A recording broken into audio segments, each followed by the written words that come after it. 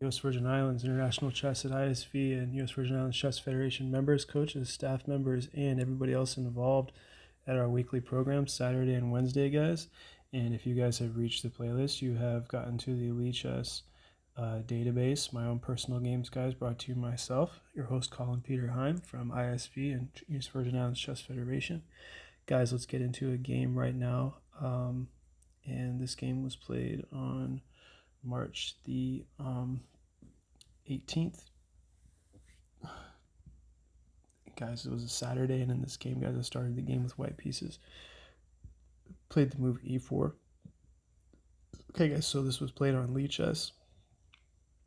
And in this game, my opponent was rated somewhere he's rated exactly at 2100 in rapid chess and over 2000 in 3 major time controls. This game was a classic game, classical chess, 30 minutes per each player. And my opponent here with the black pieces decided to play the Philidor defense. Okay, so e4, e5, knight f3, d6. And guys, in this game, your host, according to the Elite Chess analysis, I only had 5 inaccuracies total. Okay, 0 mistakes, 0 blunders, average Sandy pawn loss of only 19 counts, and 94% accuracy played. Okay, and my opponent Salo72, who was rated 2100 in rapid chess and around 1900 in classical chess, and over 2100 in blitz and over 2000 in bullet.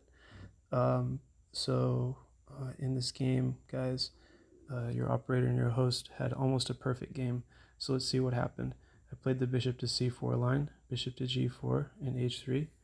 Well, guys, according to the database, at h3, there were a few games played. According to the database, some 2400 level FIDE games. And I'm going to pull up the name of that right now so I could share that with you guys.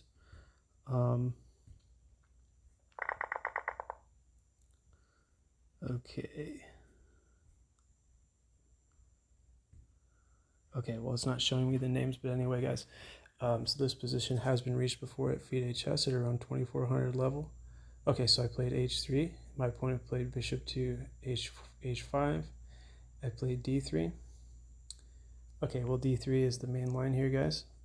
In some cases, you could play knight to c3, but I wanted to go for the super solid main line with d3, knight to c6, knight from b to d2, and a6. Okay, so now at this point, there were no games in the database where a6 was played, but there were games where bishop to e7 was played, and there were games where knight to f6 was played. Okay, and those games were played by Ivanishuk, Mamadidiarov, and those games were played at 2700 level chess. Okay, 2700 level plus. So guys, in the game after a6, guys, your host just played knight f1, guys. Okay, I played knight f1. Well, the engine had some time to think, and it said knight f1 is a little more accurate than b3. So let's continue with the game. Queen to d7. This was the first mistake of the game, guys, because after queen to d7, we notice that the knight can now get to the h4 square. So in this game, guys, I played the move knight to g3, going after the light squared bishop for team black, bishop to g6, and now knight to h4, harassing the bishop even more. Knight to f6, played from my opponent now finally, guys, and maybe without looking at the script below, can you guys find the move that white played in this position? If I give you guys a couple of seconds. Pause the video and find the move we need to play here for white. Okay, I'll give you guys a hint. It's not capturing the bishop first, okay? If you found knight captures, try to find another move. Pause the video and look for a better move here. Guys, bishop to g5 is the move to play, okay? And if black was to continue this game according to the engine, bishop to e7 needs to be played. And then now we can capture here, capturing on the e file. Now I can play the move bishop captures, and the engine wants me to play bishop to d5. So that's how one line could have gone in this game, okay? But instead, after bishop captures on f6 played by myself, I knew that this was my opponent wanted because he had played the move h6 after bishop to g5. h6 now attacking the bishop that has an attack on the f6 knight. So guys, in this position, I just captured on f6. My opponent captured with the g pawn, and then now I captured the bishop. Knight captures on g6, and f captures on g6. Well, now guys, in this position, my opponent has these 3 pawns, and none of the pawns are doubled on the king side. So maybe this is what my opponent liked and what he thought would be the best for him. He's going to castle in the queen side after white castles in the short. As you guys can see, I castled short. Guys, in this position, my opponent just castled in the long, okay? All right, so short castles by white and long castles by black. All right, well, it appears like maybe the pieces here are a little better for black. Maybe it looks like white's not quite coordinated yet. But let's continue with what happened in the game. Move 14 now. I played c3, guys. I want to solidify the center. I want to keep moves like d5 from coming. I want to keep the pressure, and I don't want to allow such a move to happen from black. I don't want him to strike in the center first. I want to limit my semi-pawn loss with white. So knight to b8 was played. Well, guys, in this position, it was better just to play maybe b5. The engine also likes to move bishop to g7, okay? But instead we saw in the game knight to b8, and my opponent here, pretty high rated, on Lichess, he wanted to reroute his knight. So I played the move f4 immediately, guys, now striking on the king side. We see that there's a pawn equality on the king side. Now I want to strike and see what my opponent has to come with here. So we have e captures on f5, rook captures on f5, and this was exactly my plan with white. This is what I wanted. Bishop finally to e7, guys, and now we have d4. Okay, d4 now. So guys, if it's black to play in this position, let's say you guys have black pieces here, what is the move you guys need to find here for black? Okay, so white is claiming the center and black is having problems. You guys find the best move for black in the position. Okay, what did you guys find? Did you guys find g5? Well, g5 is not the best move, guys. It was better to just play f5. And one line can go like this, right? Now I capture. If he captures, I'm capturing either with the knight or the rook. Probably capture with the rook, yeah, I'd imagine. And now after maybe he swings his rook here, I can go here. Takes, takes, takes and takes. Well, I think that this would be a pretty obvious winning endgame with white having 2 pawns against 1 on the king side, and I think the light squared bishop is better than the dark knight on the e7 square. Okay, guys, we're about 8 minutes in. Thank you guys for taking some time to view that virtual analysis, guys. Brought to you by our host Colin Heim, who's Virgin Islands International Chess at ISV. Well, let's continue, guys. Okay, after g5, the engine on Lichess, the computer analysis, Stockfish 15.1, says that this is a mistake for black. So, guys, I played the move rook to f5. My opponent played h5, which the engine says was not a mistake. But now, guys, I want you to find the best move for white after h5. What should we consider in this position after h5? Well, we notice that the pawn for black is only defended once. And if I capture here with the knight and rook decides to capture, well, guys, just queen captures, okay? And white is going up material. White is up the exchange, okay? The knight for the rook, okay? Okay, so h5, knight takes on h5, and c6 played by black after I captured on h5. Okay. So the game continued. I played knight captures on f6. White is going up 2 pawns and slaughtering the king side, so to speak. Bishop takes on f6, rook f6, and queen to e7.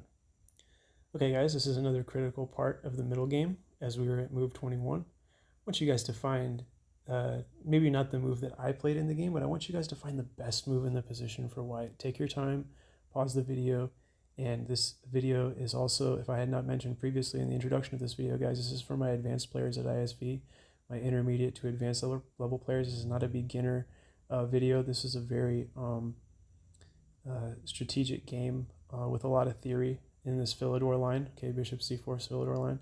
Well, guys, queen to g4 is best, okay? And after throwing up the knight here, now we could play rook to e6, and this is just devastating. Okay, black is being completely dismantled here. These black pieces have no business being on the board. Okay, if we play a move like this, we'll swing the rook to f1, queen to queen here. And guys, we can just capture here, and now there's a discovered attack on the queen if takes, right? Well, we could, well, okay, that's not the line. There's a better line than that. But we won't go into that line right now, guys. We'll just go with what happened in the game. Okay, let's take it back.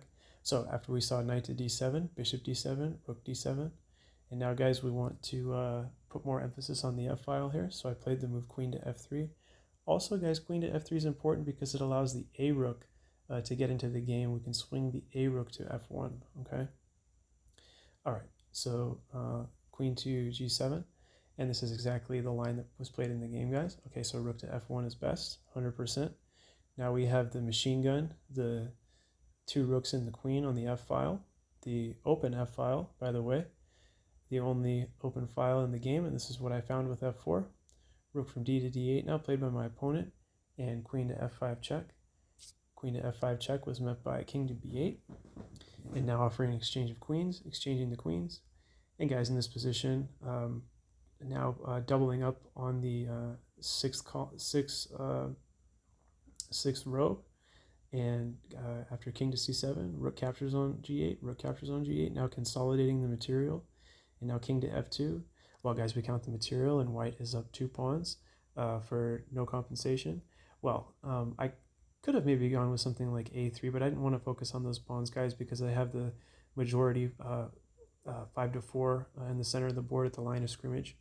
Okay, here's the line of scrimmage, guys. I got the 2 pass pawns. Well, this could have been played, and I think this also would have worked out with the kingside majority now, 3 to 1 against the 1 black pawn. If pushing here, now pushing. So we'll go over the line now that was played in the game. Thank you guys for being patient. King to g3 played by myself. King to d7, king g4, swinging over the rook, and let's show how to win this with white. You're up 2 pawns, and your opponent plays c5. Well, guys, please find the move in the position now for white. After your opponent pushes c5, you're up 2 pawns in the rook and pawn endgame. What do we need to find here for white? Well, d captures on c5, and if e5 check, there's king to g6.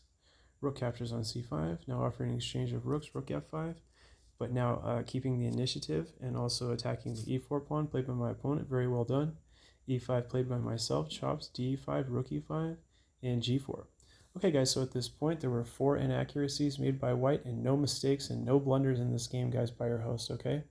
High-level stuff, okay? h4. So, guys, not taking here, right? If takes, and the white king is getting checked. And maybe black is getting back in the game now because the majority is lost. Now we're only up 1 pawn, and maybe with white to move, surely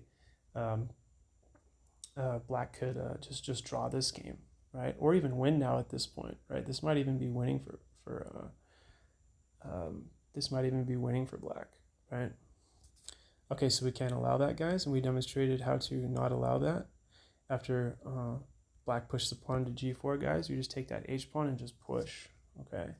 And that h pawn is a clear pass pawn, okay? There's a white king in the way, and there's a rook on the e file, so we're in good shape. Rook to f4 played by my opponent, h5, king to d6, and rook to f5. Rook to e4 now, keeping the initiative. h6, the trouble is coming. Rook to e8 and h7. Well, the queen is coming. And now, after king e6, checking, rook f6 check. King e7, rook captures on a6, just gobbling up another pawn on the queen side of the board.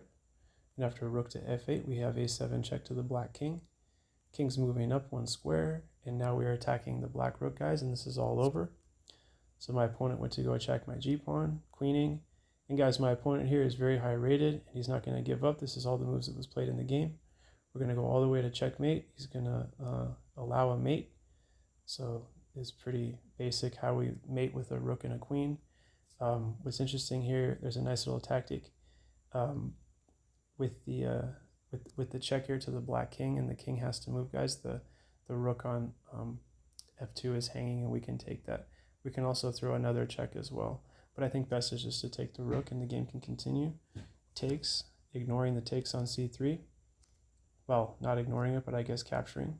And after g3, queen c5 check. King moves over to d7, rook to d6 check. And this is going to be termination after queen c8 and king to e7, queen to d7 check and mate, guys, okay? All right, so if you guys enjoyed that video, please let me know below in the comments, or like and subscribe to my channel, guys, if you're at ISV. And as always, guys, 15 minutes on the dot. That should be enough for today. Go through this video, go through this Philidor line in the opening. It's played at a high level game on live chess. And you guys take care of yourselves online and over the board. And see everyone on Saturdays and Wednesdays at US Virgin Islands at ISV Federation. You guys, see everyone on the other side of the chessboard, and best of luck to you and your guys' game in the future and beyond. Thank you guys. Take care. Bye-bye.